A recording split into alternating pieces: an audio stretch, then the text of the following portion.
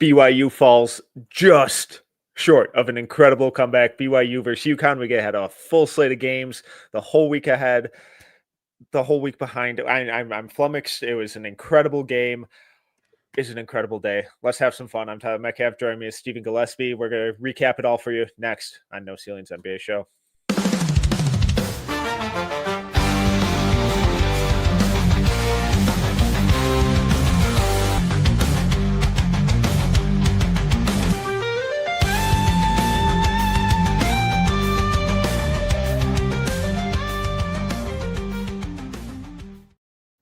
Welcome to the night shift. I'm Tyler Metcalf. Joining me, as he did last week and in the weeks upcoming, Stephen Gillespie. Stephen, we just got to dive right in. BYU almost comes back against UConn. They end up falling 84-86. Number 3 UConn hangs on down the stretch. What a game. My God. Dude, Jekyll and Hyde performance from potential number 1 pick in this year's draft that a lot of us at No Ceilings, definitely not me, was talking about potentially putting him down my board a little bit farther. Yeah, dude, what an insane game. I mean, you got everything that you would want from a matchup like this, with the exception of obviously Braylon Mullins being hurt. I feel like if, my boy was there, it'd probably be a different story. It'd be a 40-point blowout. It'd be sure. A game over. How'd you feel about it though, man? I mean, I know that we were kind of messaging back and forth in the group chat, like as the game went, when everyone was overreacting and me being totally calm. But how are you feeling about it? It was such a gross and unenjoyable game up until it became one of the best games of the year. And the fact that BYU somehow stayed in this throughout the entire thing, we'll dive into specifics in a minute, but big picture, the fact that they were able to just cling to life until their superstar found that spark and got hot and got rolling was absurd. And the fact that UConn, simultaneously couldn't put them away, I think it's just as big of an indictment on them. Kibakeda going down early, catching a shoulder to the jaw and getting knocked out in the first half after 8 minutes. That was a huge blow. BYU tried to play zone, and it was one of the worst zones I've ever seen. They couldn't play defense. They couldn't shoot from outside. They were turning the ball over, and yet they never went away. I thought it was a really gutsy performance by BYU overall. Obviously, AJ got hot. We'll get into that. But if I'm a UConn fan, I'm kind of looking at this team going like, what was that, guys? Like, you got comfortable, you got complacent, and you just let them get back in it. Now, maybe they start pointing to some of the foul calls, but I think some of the stuff that was getting called in the second half wasn't getting called in the first. So is that just balancing out or an inconsistent whistle? I don't know. But that ended up being a really, really, really fun game, that final 10 minutes of the second half. It was absolutely just bonkers, dude. I have no other way to describe it. I don't know if I'm a UConn fan. I feel like I'm still okay. Like I took one of the weirdest performances and still walked away with the win. Now, if you lost that game, it's probably a way different conversation. But you cling to a win. You mentioned Kibakeda getting just completely clocked by Demery's massive shoulders. Was it Demery or Ball? I keep in my head, I keep picturing Demery. It might have been Ball, though. I can't remember. It was one of the two. They're both got decent sized shoulders. So right. I wouldn't want to take one to the chin from any one of them. I thought it was just going to be just a coast through the rest of the game. We were talking about it in the chat that Keita just is such a high effort, high energy, high motor big man that removing him from the game almost felt like a death sentence with the way that Terrence Reed was playing, with Rebay kind of coming in off of the bench. Just the way that UConn moves the ball and will eventually find their way to the middle of your defense. I thought it was going to be the kiss of death, but after 11 minutes of inactivity from AJ DeBansta in this game, he came back on an absolute scorcher. It was like he was reading social media like while he was playing the game. Like, I think he went to the bench, got on social media, he's like, nah, coach, put me back in. I'm gonna right the ship here. Yeah, so let's pivot to AJ specifically, and then we'll dive into everyone else. But AJ's the star. We are an NBA draft show, and he is a potential number one overall pick in the 2026 NBA draft. And this was looking like a really bad game for him. I think he was like 1 of 6, 1 of 7 at the half. A couple turnovers, wasn't getting to the line. The defense was abysmal. I just ball watching, struggling to chase guys through screens. It's just super inconsistent. And he looked checked out on defense and like he was pressing and trying to force the issue on offense. And then he just kind of calmed down. It's like, this is basketball. I'm good at this. Like, let's just go play basketball and stop worrying about what the score is. Stop worrying about trying to overcomplicate stuff. Stop hunting for fouls. In that first 20 to 30 minutes that he was out there, including the first half into the second half, I thought he was struggling to turn the corner. I thought he was playing very much at one speed. It felt like he was trying to hunt fouls, and the refs weren't giving him those calls. He had one in the first half where he drove from the left corner, drove middle and is doing like the throwing his head back. And who was guarding him? I think it was Ross, was just sliding with him, didn't go into him. There's some contact, but didn't foul him. Refs didn't blow it. He turned it over. Now UConn's running the other way. And for a while there, it's like, oh man, this is a brutal look for AJ. And despite all of that, he still walks away with 25 points on 8 of 14 shooting, 2 of 3 from 3, 7 of 10 from the line, 6 rebounds, 2 steals, no assists, 3 turnovers. But like, if this is a bad game for him in totality, like an awesome final 10 minutes, but in totality, a bad game for him, that's a really encouraging baseline of him on a bad night. Yeah, and I see Dirty Dancer's comments. The very last one, it just kind of like resonates in my heart, where Dirty Dancer says, AJ is the prospect people are looking to find issues with. Dirty Dancer, I love you for being here. And I feel like that is a narrative from like a large contingent of draft Twitter. But I will just say, me as an evaluator, it's not that I'm looking to find issues with AJ Dybantsa. It's just that they are looking me dead in the face and I'm having to wrestle with them. You know what I mean? Like, he's had moments throughout the early portions of the season, even the first half of this game, where it's just like, dude, you are pressing so hard. In this game, you talked about playing at one speed. It felt like he would only have one kind of plan of attack at getting to the basket. There was no sort of counters to anything that he was doing. There was no, let me dribble back out, find a different angle that I want to go and attack with. It was very much, I'm going to this spot of the court, no matter how many defenders are there, no matter who's riding on my shoulder while I'm getting there. And I'm going to put the shot up. I'm not looking to pass. He did have 0 assists on the night. I will say there were a few times where he made the right play and the ball just like didn't find the bottom of the net from whoever he passed it to. So it's not like he was just holding on to the ball for dear life.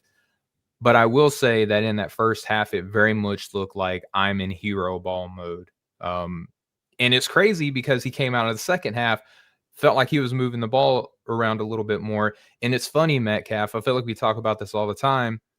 When you let go of the ball, it's crazy how the ball, if you're a star player, will find its way back to you. And a lot of the times that you're in a more advantageous position to take advantage of the defense and get to the spots that you're looking to get to, because the defense is recovering to you. They're not at a standstill, or they're not set ready for your moves that they're expecting you to do.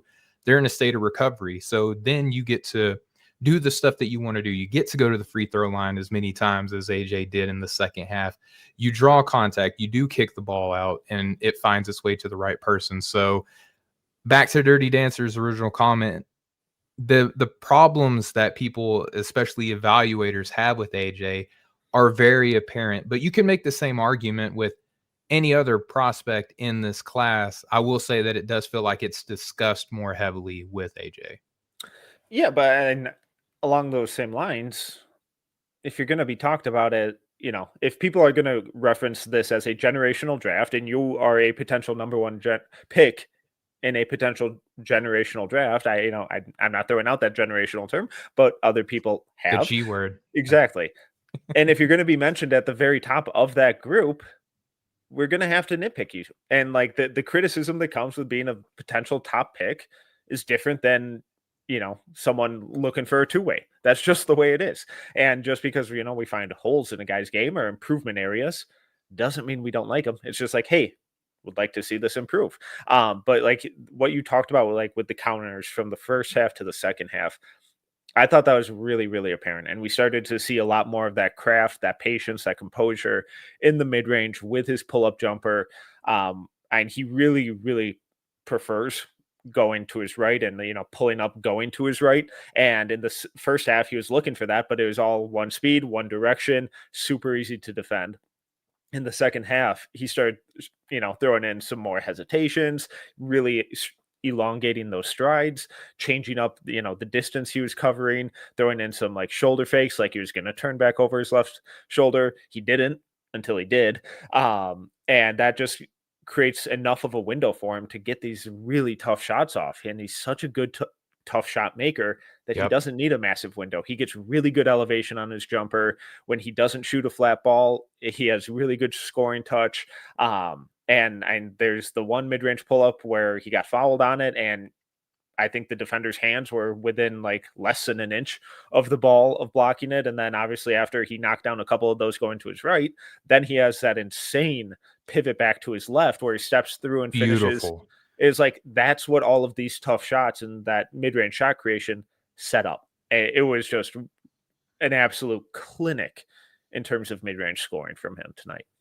And he is very much so, I need confidence to get my offense going. And we saw that, the tale of two halves. It feels like the top three, almost each one of them, I think with the exception of Darren, I'm having a hard time thinking about it, but we'll say Cam and AJ, each of them have had at least one game now this year where it feels like the first half they were just like really super duper struggling. And then in the second half, they just come in and just go gangbusters. And Dirty Dancer, again, I see you in the comments. It feels like Cam Boozer is getting a pass, though. We might come back to that comment here in a little bit later here on the show. But Metcalf, great breakdown of how AJ was getting to the right in the second half. I noticed that too. You touched on probably the most gorgeous play that he had in the second half. Stunning. Yeah, he had Caravan on his left shoulder. It looked like he was going to that right that he was favoring so much. Realized he could get that slick little post drop step and a little scoop to the left side. It was just absolutely gorgeous. And the confidence that he had throughout the night really showed up when he's hitting, those kind of semi-transition pull up on the left wing three-pointer that he was able to cash in as well. And it felt like the defense kicked up in the second half too. In the first half, he was just getting back cut and he looked like he was talking the whole night, but sometimes people talk and they don't really know what they're talking about. I've been guilty of that a time or two.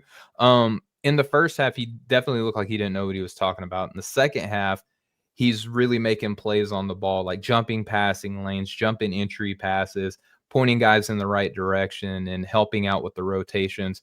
I feel like the defense got a lot better in the second half, but it was atrocious. But I'll ask you, Dr. Defense. Yeah. Defense is very much more of like a team influenced side of the ball as opposed to offense. I don't know if you can necessarily blame AJ for the entire defensive deficiencies that we saw in the first half compared to the second. Yeah, no, and he's definitely not the cause.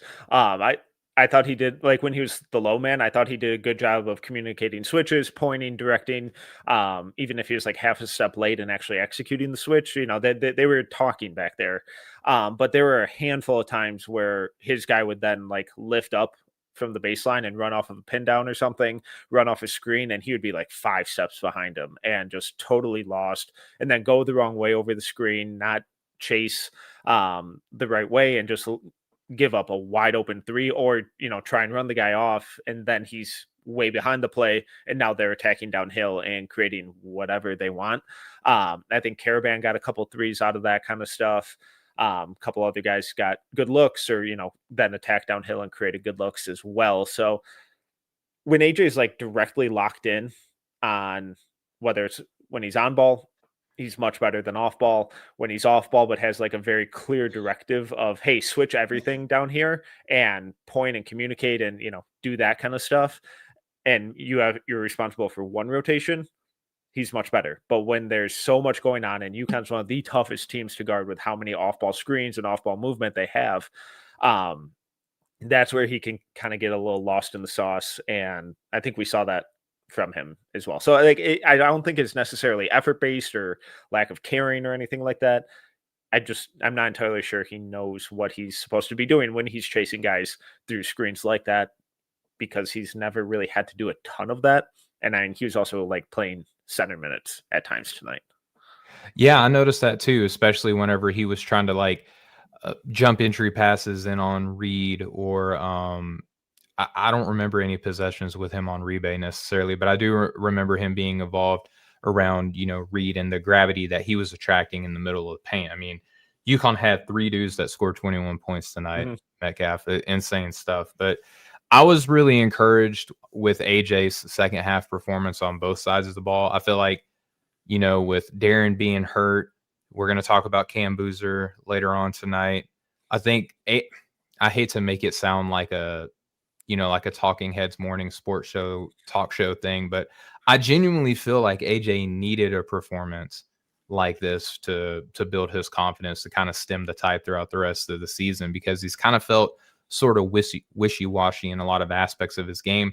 He's definitely going to have to do more than just like would-be assist or like almost assist moving forward in the box score. But seeing him play the way that he did against UConn, like, really did a lot in my confidence in him as a prospect. Yeah, and I would love to see the playmaking, just instincts, continue to really grow at a rapid rate. Like you mentioned earlier, there were a couple times where he just made the simple read. You attack middle, gap coverage collapses on you, you kick it out. And he did that to Robert Wright a couple times. It was 2 of 6 from 3. Richie Saunders, 0 of 7 from 3. He still can't buy a shot. He's been struggling all year. Crazy. If we're going by law of averages, he might have an insane end to the year if this keeps up. But Richie Saunders, 17 points, 6 of 14 from the floor, 5 of 6 from the line. Robert Wright, 16 points, 4 assists, 6 turnovers, including the dagger at the end there where he dribbled it off his foot. But then, like, they had to go deep into their bench, where like guys like Diamande was giving them tough minutes on defense, providing some energy.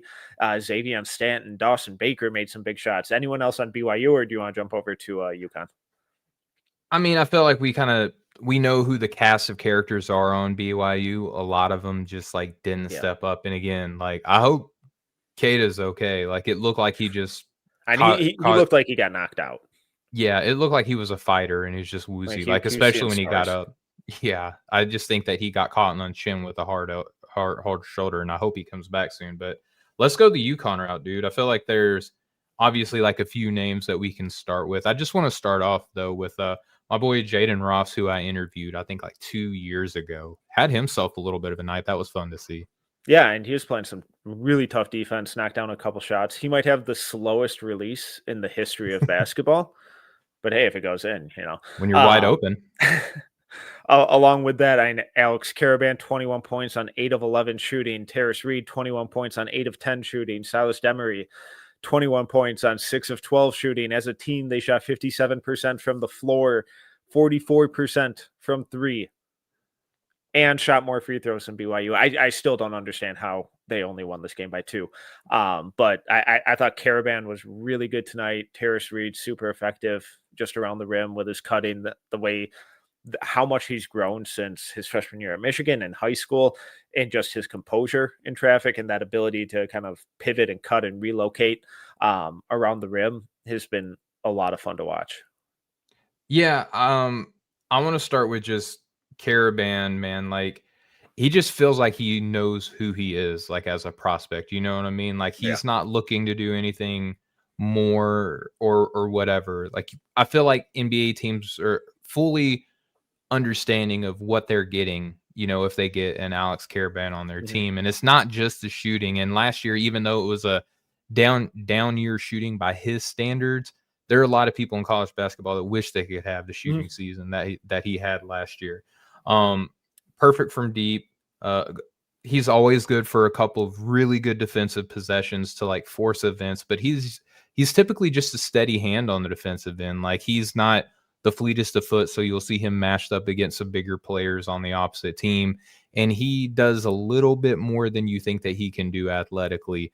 And it feels like he's just constantly been rope-a-doping offenses, with his little, oh, I gotcha type things that he can do on the defensive end. I feel like down the stretch, though, the decision-making was a beat too slow for pretty much all of UConn, but I think in particular, Caravan, he did have a couple hit-ahead passes to kind of break the full-court press that they had, but he just seemed like he was kind of like a beat too slow in the closing moments of the game. Did you kind of notice any of that for him, like decision-making wise? Yeah, and it kind of felt like as a team they started to tighten up Yeah. a lot down the stretch, and they were throwing the ball away. They were second guessing their decisions and just not playing simple. And he was absolutely part of that. But like, I don't think that's ever a role you want him in, Yeah. which I think is a little concerning for this UConn team going forward. Because Demery had a nice game. I think he's a solid player. But it's like I wouldn't be counting on him giving me 20 plus every night. God, he did have 7 assists too. But He was good, man. He was good. He had a very good game tonight, and he's Yeah. gotten a lot better since Georgia, right? Yeah, he came Yes. from Okay. Georgia. I always get him and who was it? Harris Smith or whatever Yeah. his name was Yes. from Yes. Maryland. I feel like I get those two mixed up pretty regularly. But yeah, Demery. Oh, I'm sorry. Go ahead, brother. No, just like with Caravan, I just think the vast 95% of his value comes with that off-ball movement, the ability to read and react and just counter whatever defensive coverage is being thrown at him off ball and execute it. When the shots are falling, he looks awesome, like he did tonight.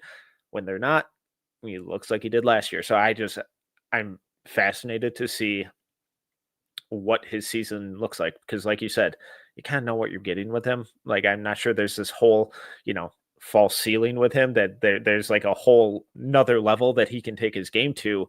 But if the shots are really falling for him, then that's a valuable end of a rotation type guy who can come in and give you some decent minutes. I've always been comforted by the fact that he's not like a stationary shooter. Like, you trust him in motions, you trust him in cuts. He will make flashes to the basket and get some layups in on you too. So like I mentioned, the whole rope-a-dope thing that he has somehow successfully been able to do over the past, handful of seasons. I feel like he might be able to translate that in the NBA, looking for back cuts when the defense is paying attention to, a more heliocentric type player. And that's where I think his value is going to come in the NBA. Is UConn is a beautiful game, but it's more of like the Miami Heat and what they're doing this year now, where it's kind of like, hey, like, we are all the point guard on this team. Like, our movement is the point guard. Whereas, if he goes to 90% of any other team in the NBA, I feel like he's just going to have the gravity to open up driving lanes. And then, should the defense dare to collapse against him and sag off him, he's good to hit from super deep on the court. So I almost feel like what we're seeing in college is kind of like more of a load put on him, whereas the game will get a lot more simple for him in the NBA. Anything else on Terrace Reed, Demery, specifically for you? Both, they put up awesome numbers. I kind of felt like Reed disappeared a little bit down the stretch, but you get 28, the 4 turnovers aren't ideal. But overall, a pretty good game, especially since he was dealing with some injuries and stuff in the preseason. Yeah, he was dealing with injuries, and he played a hard 34 minutes, man. I thought that we were going to get more than 6 minutes of rebate. It kind of shows you like where Coach Hurley is on Eric at this point in the season, that it felt like the game was even decided for long portions of this game, and Reed was still out there just like playing hard. So I wonder if that had anything to do with like what we saw from him at the tail stretch of the game. But he was just a manimal the entire night, like getting rebounds. He does this like unconventional post hook to where he like his base is where it always has been, but he'll bend his upper body and throw like a fade, like far reaching hook. It's very fun to watch. I thought he was just incredible the whole night. And I don't know if, like you mentioned earlier, I don't know if Demery is going to be good for 21 points most every other night, but he was on one tonight. Just, I'm always a big fan of watching Coach Hurley basketball because it's such a beautiful game.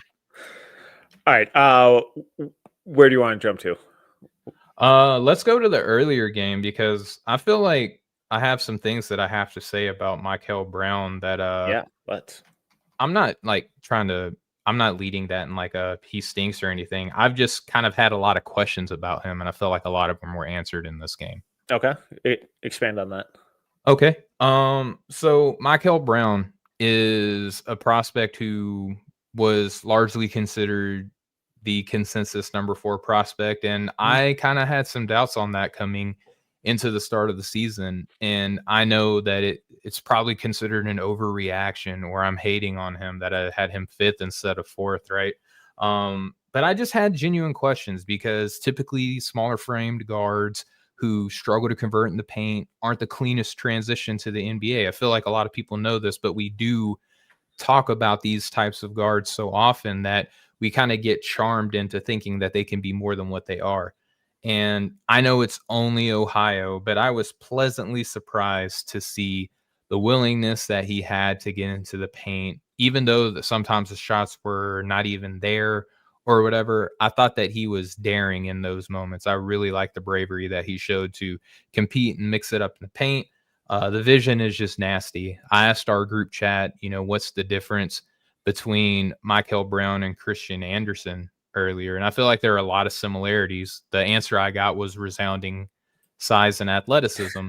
And then I responded with, well, I see the size, but I want to see the athleticism on film. So I'm watching this game, and Metcalf, we talked about this offline, but the Conwell tip pass where it goes out of bounds, he tips it over to Michael Brown, and he just kind of like Spider-Man jumps in the air, reaches back with his right hand, and just using his core strength, throws like a 3/4 length pass right into the hands of, I forget who it was, but one of his teammates who converts the transition look. It was just phenomenal to see. I'm like, okay, I'm buying into the athleticism. I'm buying into the toughness.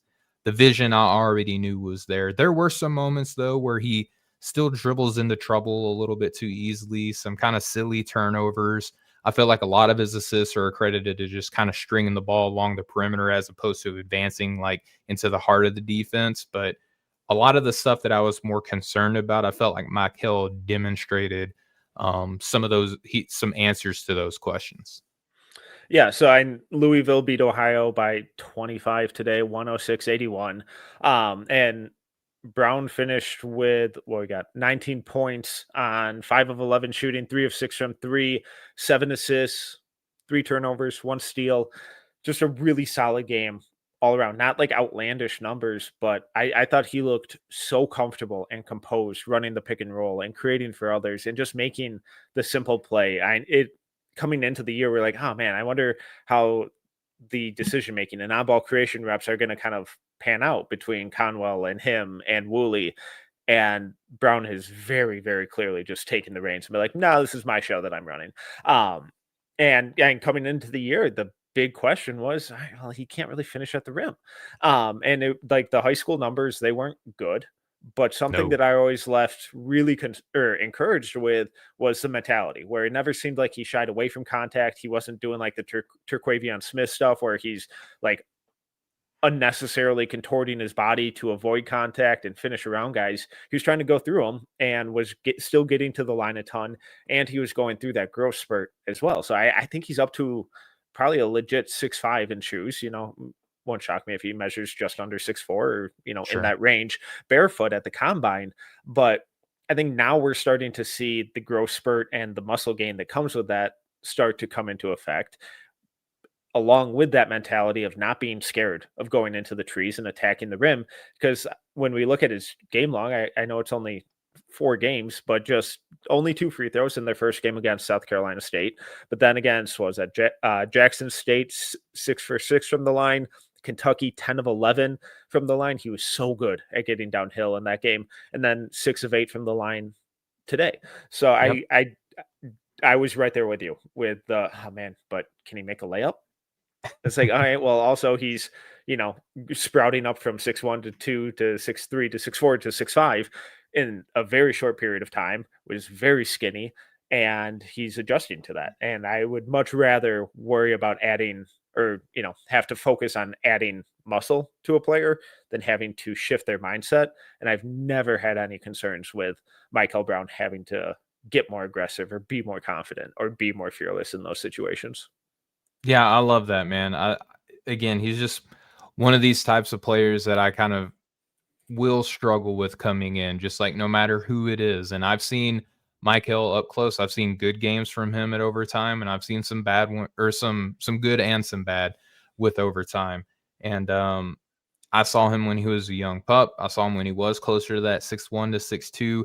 Didn't quite get it, but once he started getting bigger, the vision and the floor general kind of nature that he brings to the game just really demonstrated in this game. And it was accentuated by the performance that we saw from Ryan Conwell in this game too, man. I love Ryan Conwell. He Yes. was fun at Xavier last year, but he is yet again seeming to take another leap. Conwell ended up shooting 7 of 14 from the floor, 22 points, 3 of 4 from the line, 5 of 10 from 3, 6 rebounds, 3 assists, 2 turnovers, 3 steals, just continuing to do a little bit of everything and just steadily improving his game. If he keeps this up, how high is too high? Obviously, I know it's just mid-November. A lot of time left. He's an older guy. Number 1 is too high. Right. That's it. Anything else is up for grabs. I get that he's, an older off-ball guard. They're not everyone's cup of tea in the NBA, but I also feel like those guys can pretty consistently really outperform wherever they get drafted throughout their NBA career.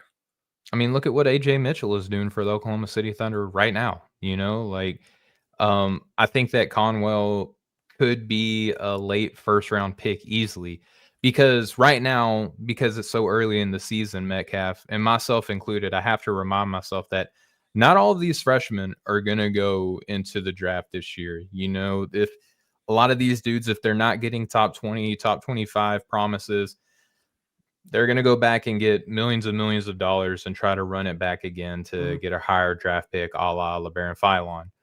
And that leaves the door open for players like Ryan Conwell, who, even though his stats were, and this is going to sound like a backhanded compliment, and I totally don't mean for it to, Conwell's stats were greater, I would say, than Michael, but I felt Michael more. But that's not to say that I didn't feel Conwell at all. He opened the show really strong out of the gates, and he did a lot of things that just aren't going to show in the stat sheet. And I know that's like a coachism or coach talk or whatever, but he just gives everything that he has for every minute that he's out on the floor. Those tip passes, those poke outs that don't register on a stat sheet, but it does register in the mind of the ball handler that he's lined up against, because they have to be very careful with the moves that they go on against Conwell. And he's just so confident on his 3-point shot this year. I don't know what his 3-point percentage is on the year, but he was 5 of 10 for the night. He just feels like every time he's going to shoot the ball that it's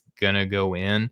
And it's so crazy too that you have a guard like him next to Michael who can keep passing lanes open for Frew or Khalifa or whatever big man, Keyshawn Pryor, all these kind of experimental bigs that Louisville just like kind of has to roll out there and figure out what they want to do with them.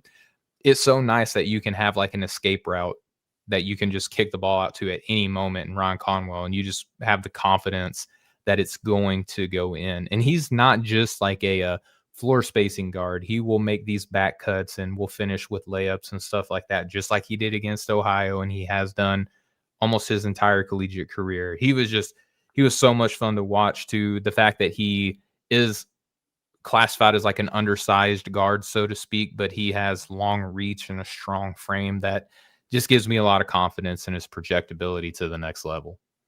Yeah. And 2 years ago, all he was a spot up floor spacer. And the fact that he's continued to grow into a better passer, a better handler, a better cutter, someone who can attack closeouts more comfortably, it's really, really crucial because, it's great to be a lethal off ball shooter, but once the defender runs you off your spot, can you do anything? Yes. Cool. You probably have a future. No. I hope you enjoy college. But then even just like from a defensive standpoint, now Louisville's running a high pick and roll. Michael Brown's attacking downhill. You got Isaac McNeely in one corner. can't help off of that. You got Ryan Conwell in the other corner, can't help off of that. They're just a nightmare to defend with how much floor. And, Michael, you can't really go under his screen. So it's like, all right, now you have to chase over. It's just, they're just so difficult to defend. And really kind of starting to round into form pretty quickly here. So it's been a lot of fun to see. The other game today that I believe you wanted to touch on, Marquette, Maryland, correct?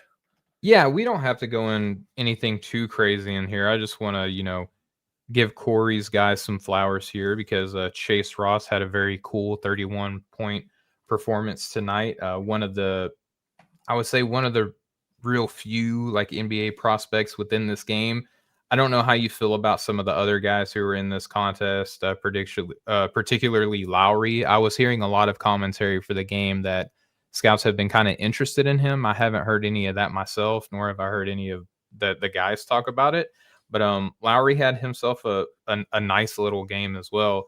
But Chase Ross, 31 points, just a heat check dude. He did kind of fade toward the end of the game, but he was on a heater for the majority of the game. So I just wanted to give him a little bit of love, dude. And I hope that Pharrell Payne is okay because the way he came down off the hanging from the rim like a maniac was, that did not look fun. But and the way he fell too, it wasn't even like he was being an idiot and did something dumb. It's like he fell and then his both his feet simultaneously slipped and got stretchered off. Really, really hope he's okay. He's always been one of my favorite players. Just screaming immediately how hard he plays. I was screaming. Human legs aren't supposed to bend that way, whether they're old like me or in peak physical form. You're so old. I am ancient. So really, really hoping he's just okay. But Chase Ross, awesome game, and he missed 4 layups at the end there too. So it's the numbers could have looked so much better in a couple different ways.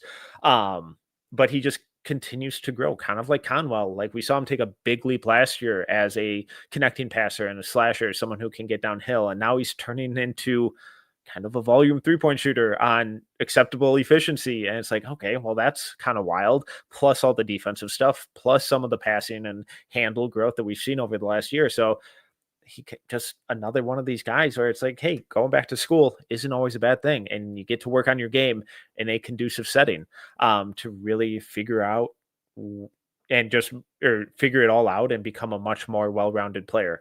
I also sorry, go ahead.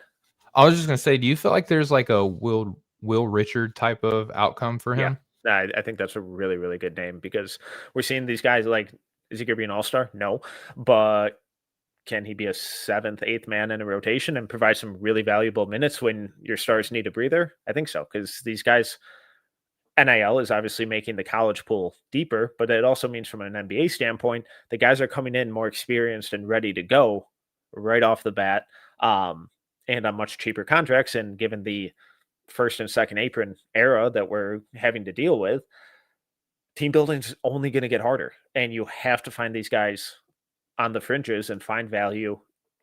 And guys like that really can impact winning. Maybe not in the playoffs, but they can make a big difference getting through the regular season grind.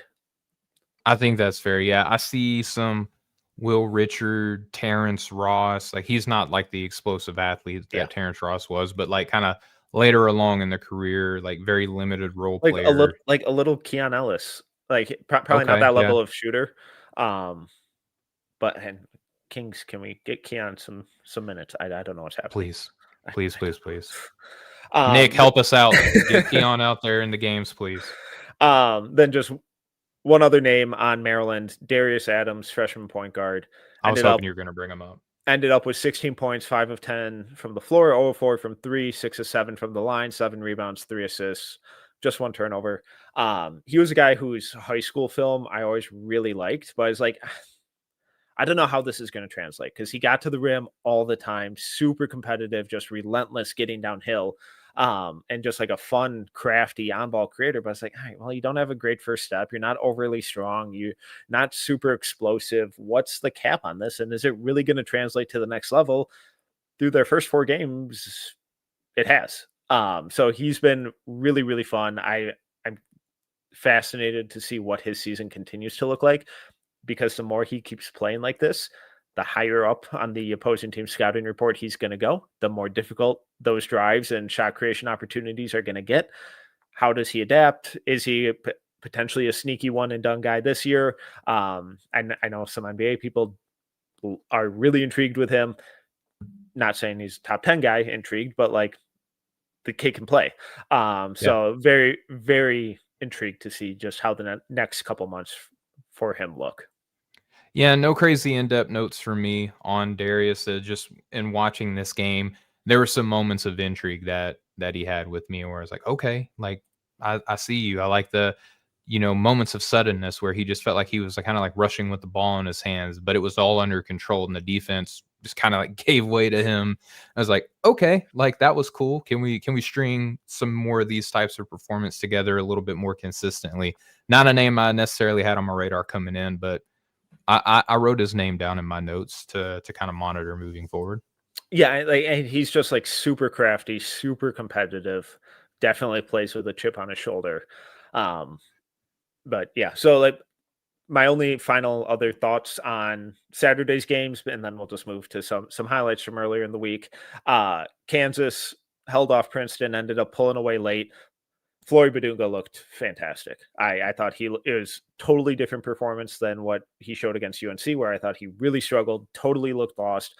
Obviously, Princeton doesn't have the bigs that UNC does, so still a lot for Badunga to show, but this was a game where he needed to dominate, especially with no Darren Peterson, and he absolutely did. 25 points, 10 of 11 from the floor, 10 rebounds, 4 turnovers, not great, a steal, 3 blocks.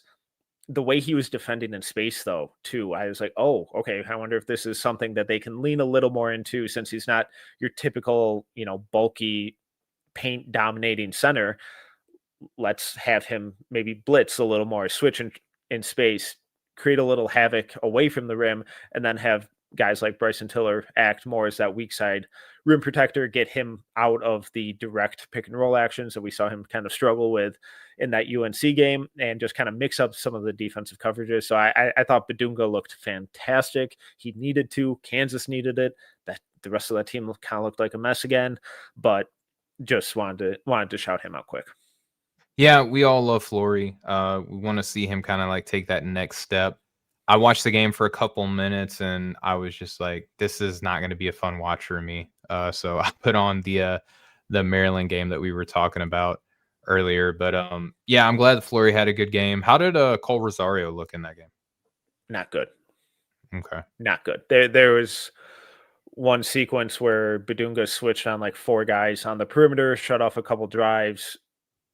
Guy ended up driving, getting a paint touch, trying to hit him with the rondo. Flory stayed grounded. As he pivoted back, Cole left his guy in the post and like went to try and jump a passing lane that was in the opposite direction, and just left his guy wide open for a dunk that Flory almost still rotated and blocked. But he's a monster. Cole's been unfortunately really rough. He had four turnovers as well. Yikes. Yeah, because I know he had struggled right out of the gate, and then the last game that they had, I think he had like 16 or 14, something like that, and it felt like he was gaining a little bit of that momentum that a lot of people wanted him to have coming into the year. So I was hoping that he at least would have continued that. I saw the box score specifically just for Tiller, and I was like, you know what? I'm glad I didn't watch this game, because that's my sweet boy. He couldn't buy a shot, but I thought he looked a little better on defense than he did against UNC. So it's like the scales where it's like, if one thing's good, the other isn't. And it's like, all right, let's find that balance. I think he'll get there. I mean, quickly. Yeah, there's a lot of rest there from him being injured. Feel like he's learning a new position. All the recycled stuff that I've been saying about Bryson all season. So, okay, where else in the week did you want to jump to? We can just kind of. I know there are a couple of reaction shows and stuff from earlier in the week, so we don't have to hit everything, but we can just jump around to the highlights. Yeah, let me I'll go back to Tuesday. I just did a reaction show to that one this week. I was on the road Friday, so I had to catch back up on some film. I'm excited to talk about 2 games in particular. But the Texas Tech Illinois game, Metcalf, I don't know if you watched that film. Yep. I was really encouraged with Lawan Watts' debut with Texas Tech. I really enjoyed watching him. He had moments where you were kind of like, is he still in the? Yeah, there he is. Okay. But by and large, like if you had 21 points in your debut, spacing the floor, doing all the Lawan Watts stuff that you're used to seeing him do last season at Eastern Washington, I was really impressed with his game. Did anyone stand out to you like in a good or a bad way in that matchup? I mean, JT Toppin's just inevitable. 35 points, 17 and 25 shooting, and 6 turnovers is rough, but 3 steals, 3 blocks, and he's just everywhere.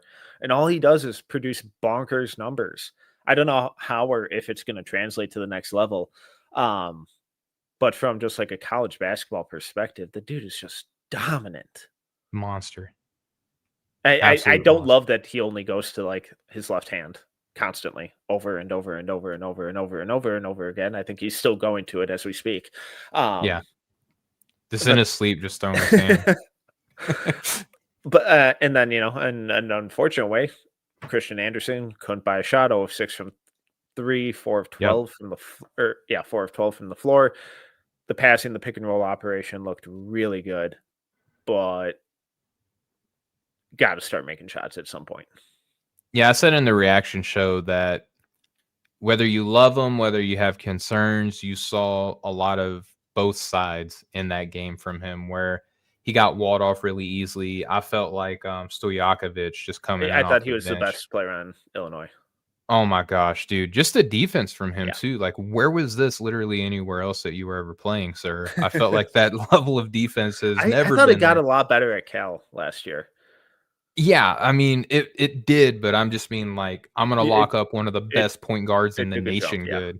Yeah, that was not what I was expecting in that game. I thought Zvonimir did a good job starting for Tomislav, even though he was out.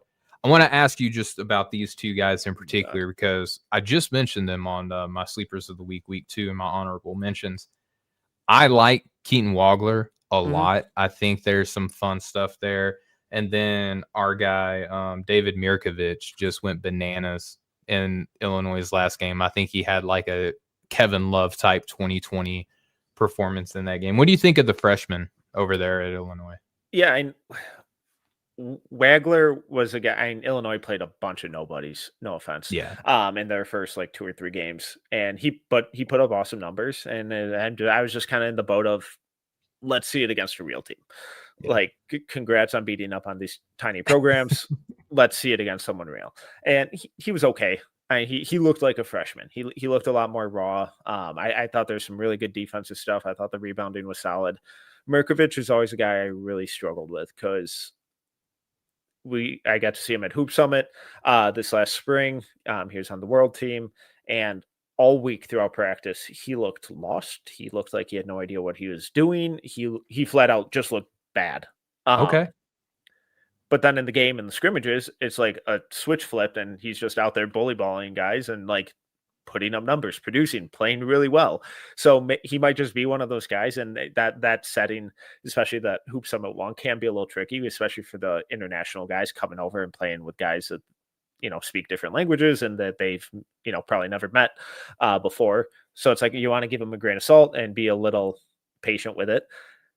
And I feel like we've just kind of seen a lot of that as well, where he's just really effective on the boards, really strong, really physical. And that physicality as a baseline right off the bat, it affords guys a much bigger margin for error than guys who aren't, where I don't know if I buy him as a shooter. I don't think he's an awesome passer. I don't know if he can really ever create his own shot, but he's going to rebound at a high level. He's going to fight on defense, and he's going to muck things up and create extra possessions. So he's kind of like in like that JT Toppin light role where it's like, he's going to put up numbers. He's going to make an impact in winning college basketball games.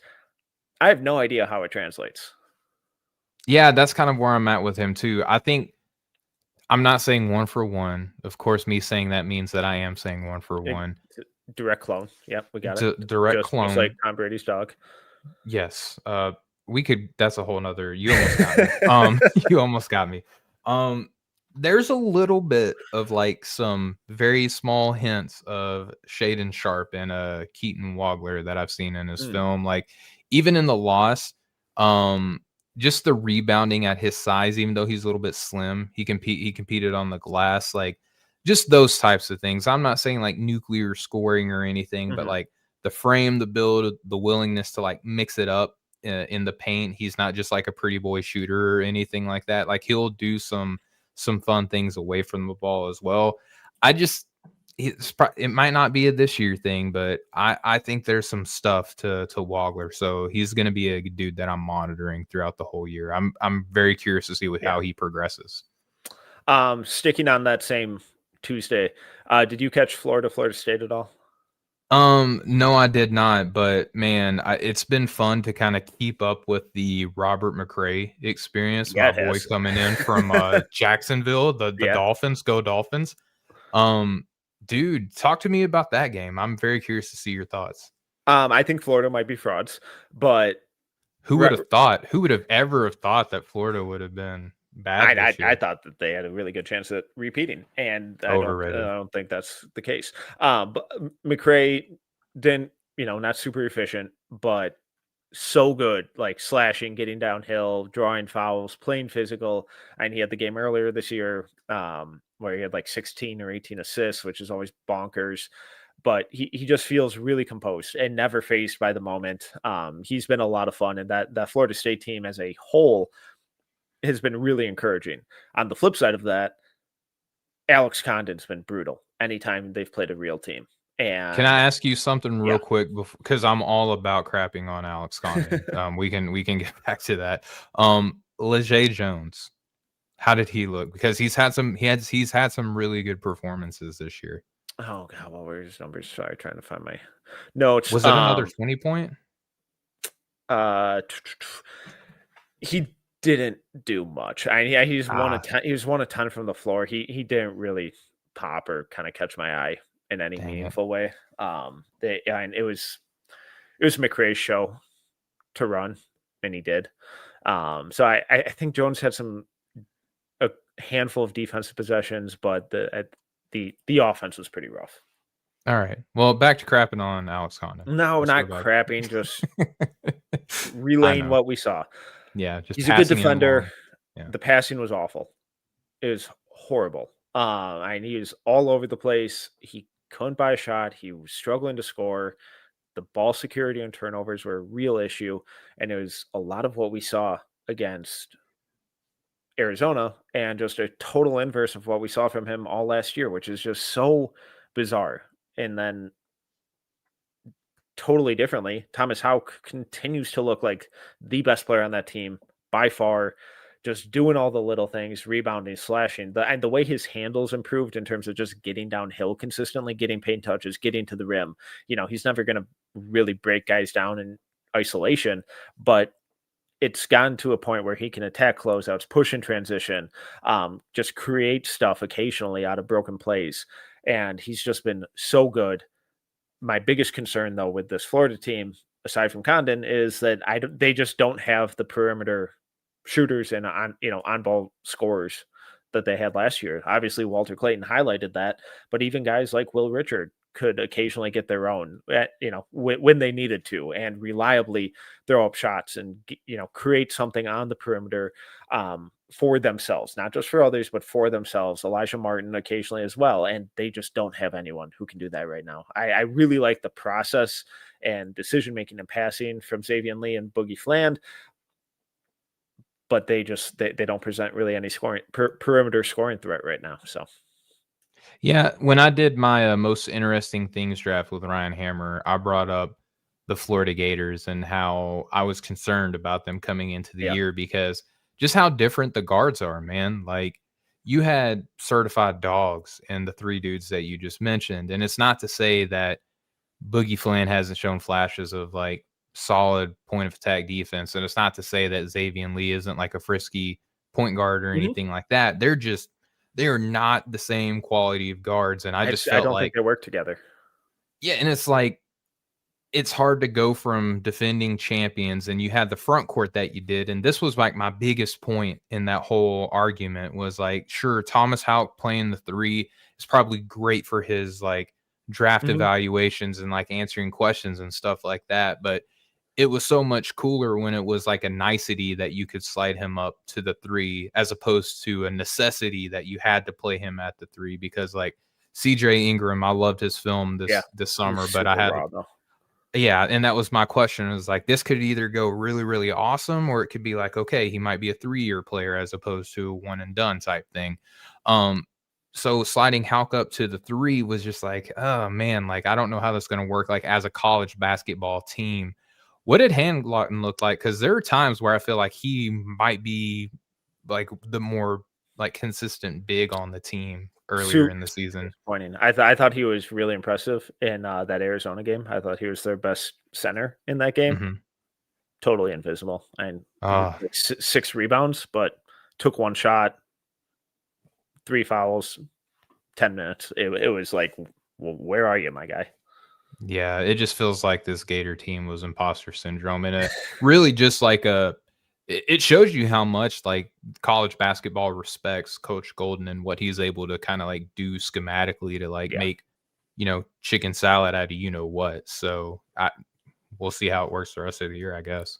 All right. The only other couple things that I had from earlier in the week, I know you have more, and I'm just throwing this on you, and it was not in the rundown. You're welcome. It's all right.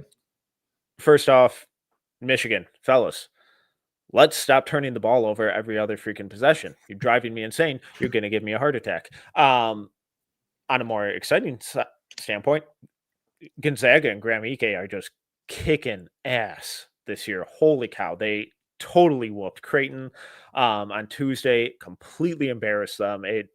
I liked this Creighton team a lot going in. Not after that game. And then they followed it up. Really good test for Masamba Diop on Arizona State, who was getting a ton of love, who's been putting up some awesome numbers. Guys that size don't typically move like that. He came back down to earth. And, rightfully so. Some of the movement stuff is still really fun. He's still super raw. And when you're going up against 2 upperclassmen centers in Huff and Ike, they're going to expose you a little bit. That's what they did. But this Gonzaga team looks like they might be kind of legit. They look really fun. Talk to me about Super Mario. I haven't dove in too much on him. He's like very much so on my like next to watch list. He's like right up there with a handful of other names. I've seen his name buzz a little bit on the lines a little bit. So what did you see from him in that Gonzaga game? He's playing his role as that backup kind of floor general. The defense has been good. The slashing, the passing has been good. The shot is just like it was last year. And it's just a huge question mark where, some games it looks solid from a spot up standpoint. Other games it doesn't, almost never from a pull up or movement standpoint.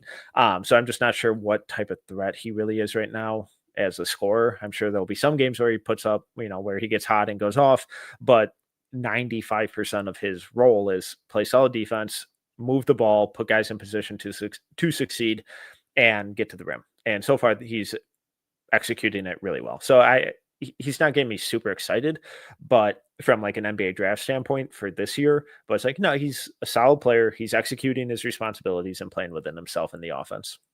Sounds like he's laying a foundation for like, obviously not this year being a year, but in a couple of years, maybe next year, he could be a guy. So that's why I haven't necessarily prioritized him compared to some of the other names, but I am excited to check him out because, first off, Super Mario is like got to be one of the best nicknames in all of college basketball.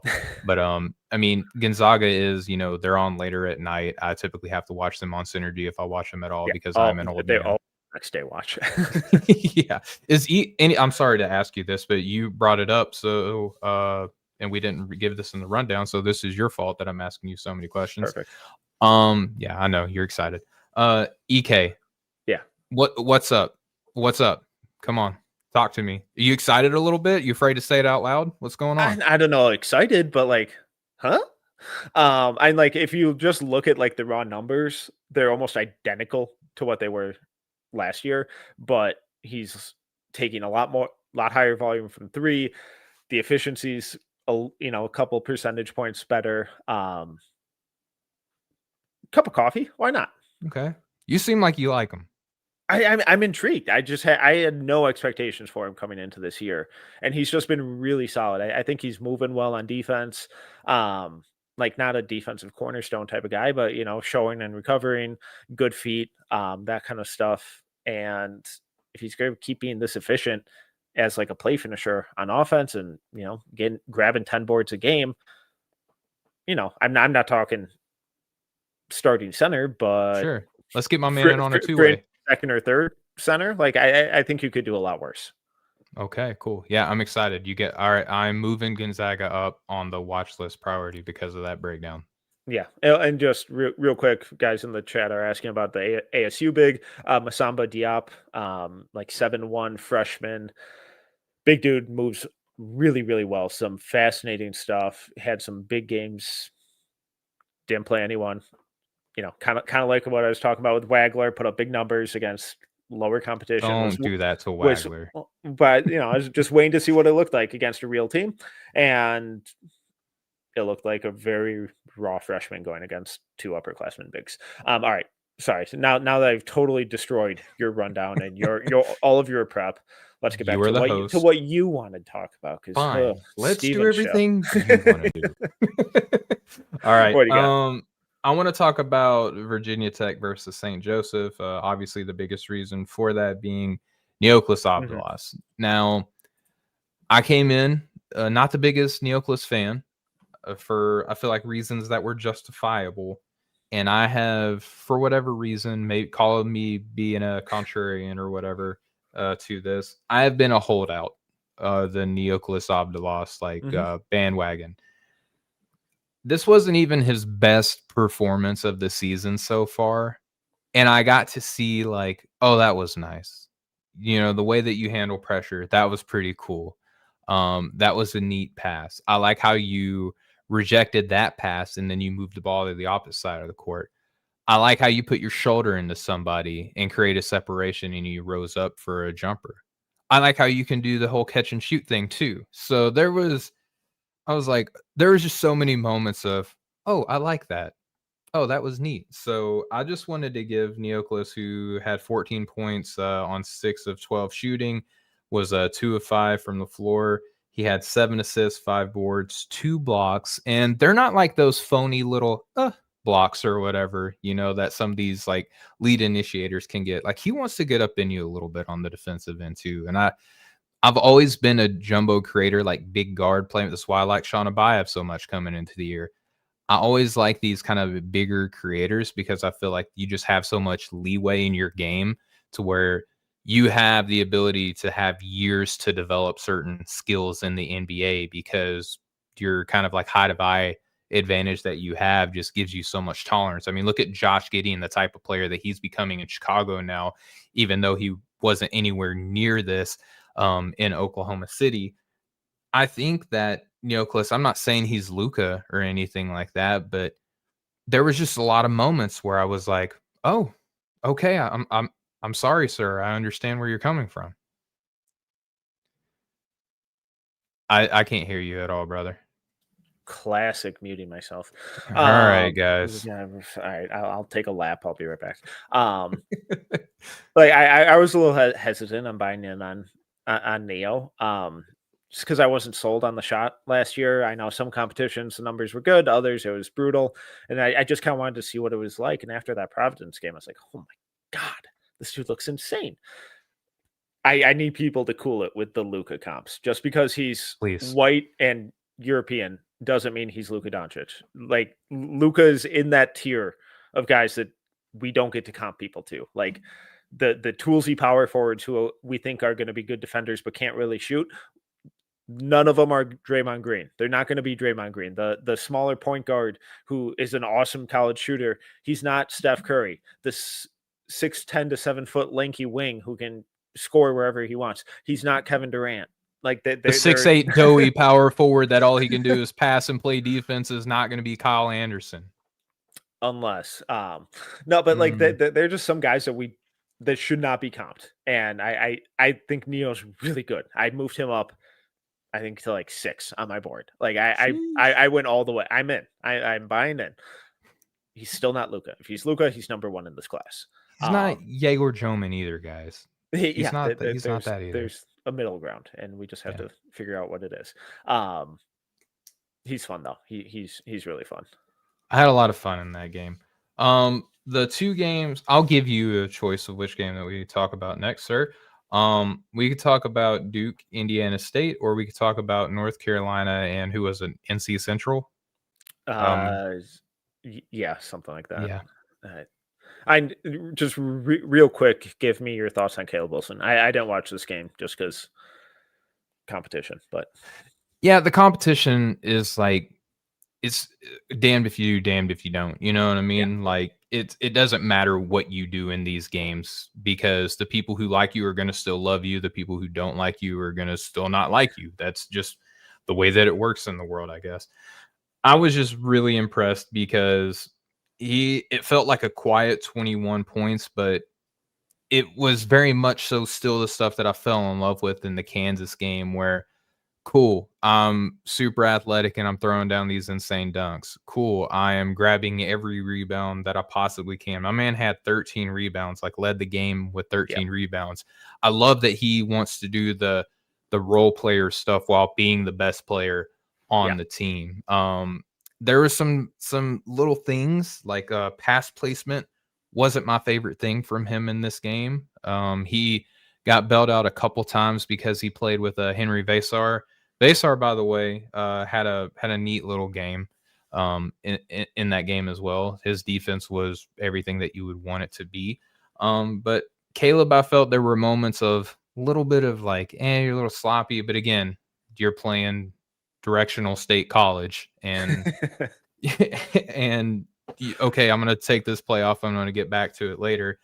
I think that Caleb can give legitimate push to the top 3. And I'm not just saying that to try to like say, hey, everybody, I love Caleb Wilson. Like I'm looking for one of these top 3 to just like stink so I can give me a reason. Just give me a reason. I almost want to kind of have him too, because I love him this much.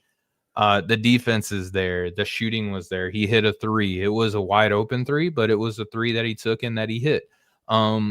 And he's still hitting those mid-range shots and shooting them with confidence. I was just blown away by how much I'm just keep falling in love with Caleb. Yeah, so that's that. He rocks. Let's go the Duke game quick, because Cam Boozer did have a monster game. I did watch this one because I knew that you desperately wanted to talk about it. They almost double up Indiana State, winning 100-62. Total domination. Boozer had 35 on 13 of 16 shooting, 7 of 11 from the line, 12 rebounds, 5 assists, 1 turnover, 3 steals, 3 blocks. I just came away with like, oh, okay. It honestly felt a lot like his high school games, where he was just so much bigger and unstoppable and more physical and smarter than everyone else out there. And the numbers are insane, but it also nothing in that game made me go, oh, okay, there's there's what I'm looking for to put you at 1. I didn't get that from him. I'm glad that you mentioned that. I legit have this question. This is not me saying that I hate him, that he's a bad player, or anything like that. So naturally, everyone's going to think that's what I'm thinking by what I'm about to say.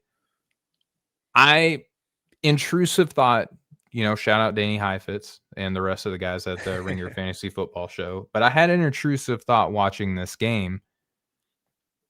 Are you 1%? Because I know everyone's favorite thing to do is say that they're not worried at all.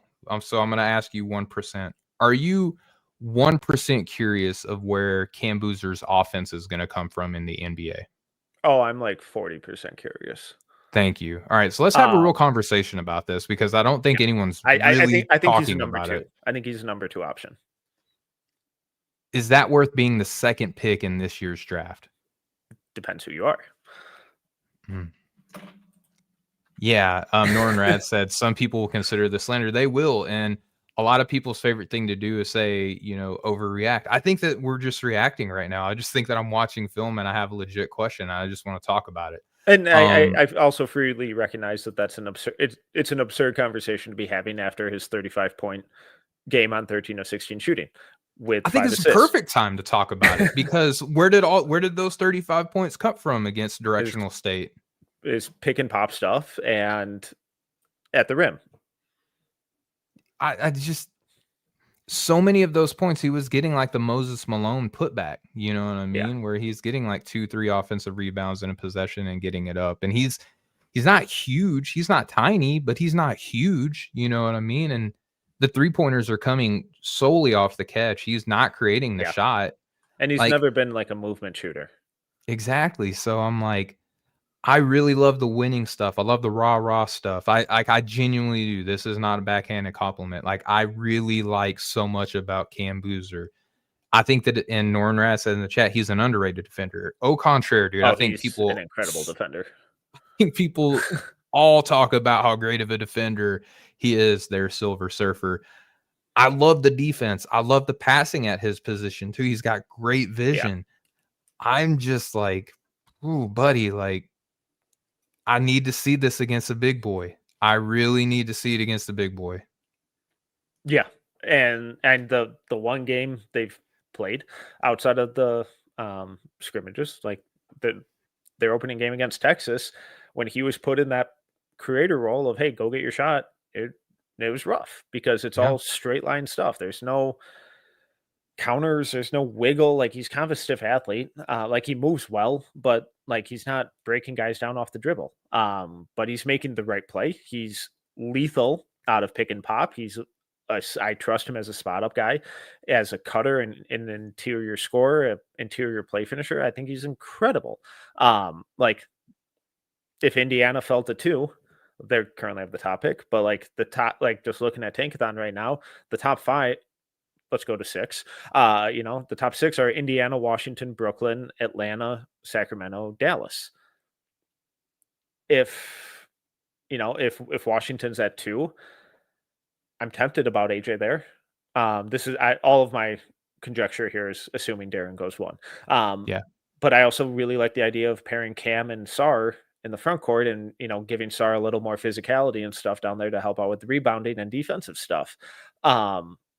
If I'm Brooklyn, it's tough because if you're looking for that real offensive engine, total franchise changer, I think AJ's ceiling is higher, but also I'm really confident in what Cam's at a minimum is going to bring to the table, which is like a really, really high end starter.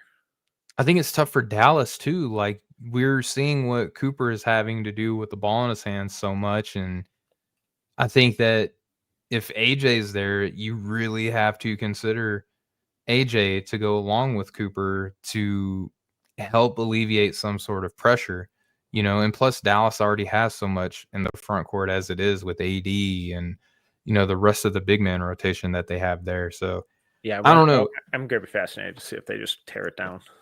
Yeah, it'll be interesting, but it was just an intrusive thought that I had.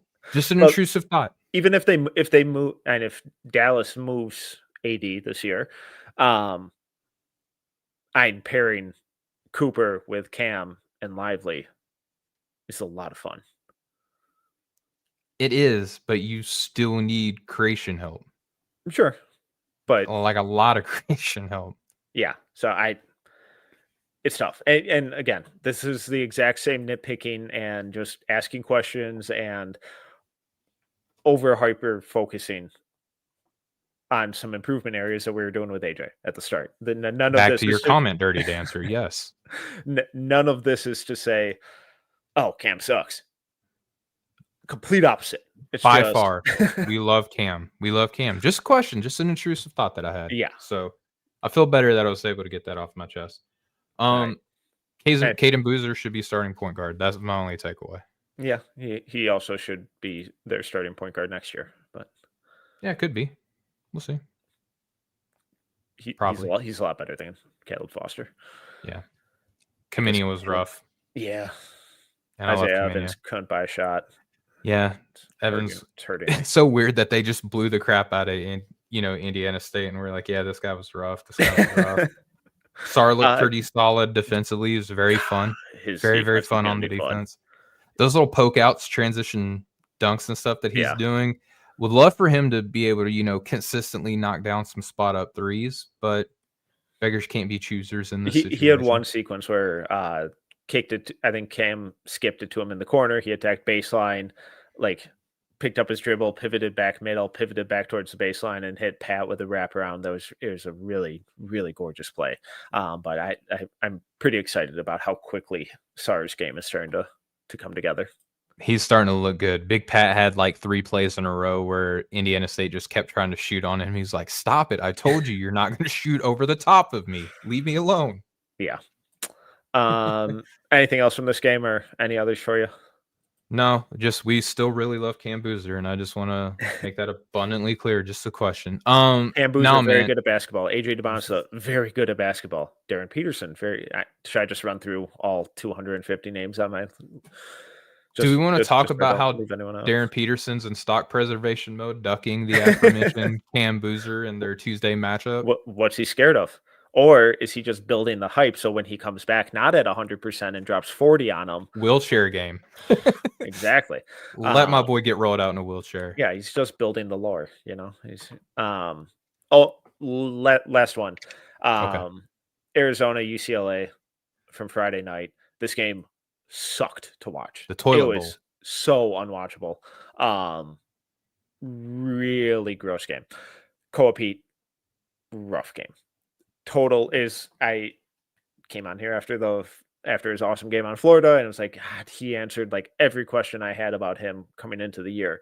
This game was a complete reversion to everything I worried about. Now I have new questions. It's why can't you do that every night? Struggled with shot selection, couldn't create his own shot, was in foul trouble, lazy defense. It was just what is happening here?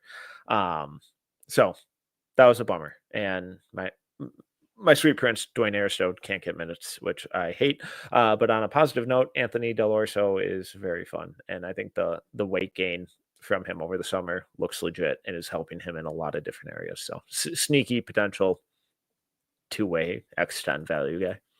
Maybe the Kobe Brea of this year, you think, maybe? Ooh, not that lethal of a shooter, but... Okay. I was just trying to see where we were leaning. Not bad. Okay. Burries, how'd he do? Just can't buy a shot. Man, that's a bummer. I really wanted Burries to be a thing. He still can, obviously. It's 4 games in or whatever. Yeah, it's I like a lot of his process and how he's getting to spots and defending and doing stuff. But then, occasionally he gets sped up and he can't score right now. And it's not great. You got to score. It does help, as AJ DeBonsa showed us tonight in those final 10 minutes, as opposed to his previous 30. But Steven, I think that's a good spot to wrap this up. Shout out to the chat and everyone watching live. Love seeing these numbers continue to grow week over week. We will hopefully be back next week. I won't be because I'll be out of town scouting on the road. So we will see next couple of weeks, maybe a little shaky with Thanksgiving and all that, but keep an eye on socials, No Ceilings, at No Ceilings NBA, NoCeilingsNBA.com. We'll have stuff up all over there. I might throw up a film school on AJ DeBonsa's game tonight over on the No Ceilings YouTube channel. We'll see. But Steven, thank you so much for joining. Shout out to everyone in the chat. If you like this, make sure, rate, review, subscribe, 5 stars, all that good stuff. Until next time, see y'all.